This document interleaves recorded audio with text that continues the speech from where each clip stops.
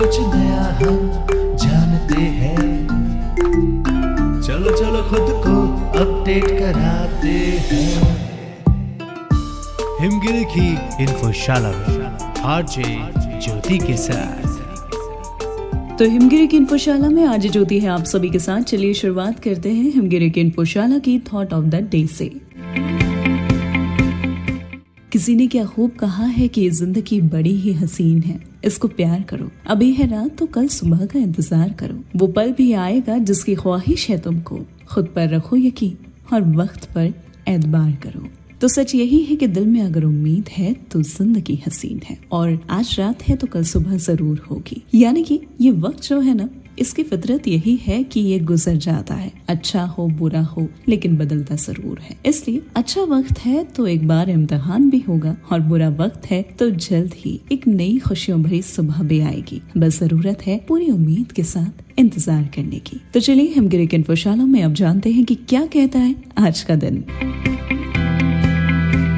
तो आज 29 जुलाई है दिन वर्ल्ड टाइगर डे का, यानी कि 29 जुलाई को मनाया जाता है विश्व बाघ दिवस के तौर पर। तो बाघों को संरक्षित करने के लिए और उनकी घटती संख्या के प्रति लोगों को जागरूक करने के लिए साल 2010 में रूस के सेंट पीटर्सबर्ग में आयोजित एक शिखर सम्मेलन में अंतर्राष्ट्रीय बाघ दिवस यानी कि इंटरनेशनल टाइगर डे मनाने की घोषणा हुई थी। इस सम्मेलन में मौजूद अलग अलग देशों की सरकारों ने साल 2022 तक बाघों की आबादी को दोगुना करने का लक्ष्य तय किया था। तो चलिए अब हिमगिरी की इन्फोशाला में बढ़ते हैं आज के हेल्थ सेक्शन की ओर।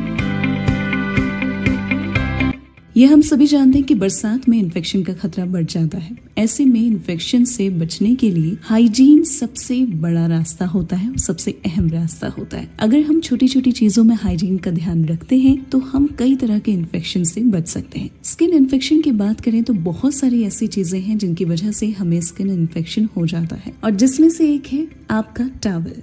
जी हाँ, ये सुनने में काफी अजीब लगता है कि टॉवल का इस्तेमाल करने से या टॉवल में कीटाणु होने की वजह से आप बीमार पड़ सकते हैं। सिर्फ जर्म की वजह से आप बीमार नहीं पड़ते, बल्कि बीमार होने की संभावना तब ज्यादा बढ़ जाती है जब आप किसी दूसरे का टॉवल इस्तेमाल करते हैं। गंदे टॉवल में काफी मात्रा में माइक्रोब्स होते हैं, इसके कारण इन्फेक्शन होने का खतरा बना रहता है। और मानसून में धूप न आने की वजह से कपड़े सूखने की समस्या बहुत ज्यादा होती है, लेकिन अगर कपड़े ढंग से न सूखे हो और उसको धूप न मिली हो तो बैक्टीरिया पनपने का खतरा पूरा रहता है। तो टॉवल को धूप में सुखाने से उसमें मौजूद कई बैक्टीरिया मर जाते हैं। कोशिश करें उसे ज्यादा देर तक धूप में ही सूखने दें। तो चलिए अब बढ़ते हैं आज के उत्तराखंड कॉर्नर की ओर।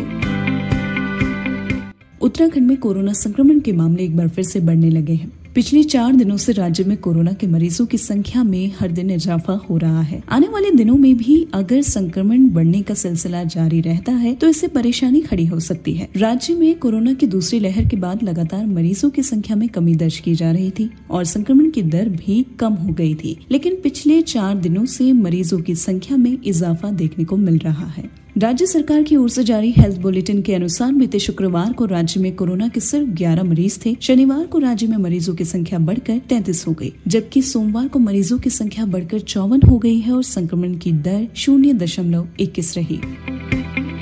तो हिमगिरी की इन्फोशाला में आज के लिए बस इतना ही। कल फिर होगी आप सभी से मुलाकात नई दिन की बातों के साथ। तब तक सुनते रहिए 107.8 FM पे हिमगिरी की आवाज, आपकी अपनी आवाज।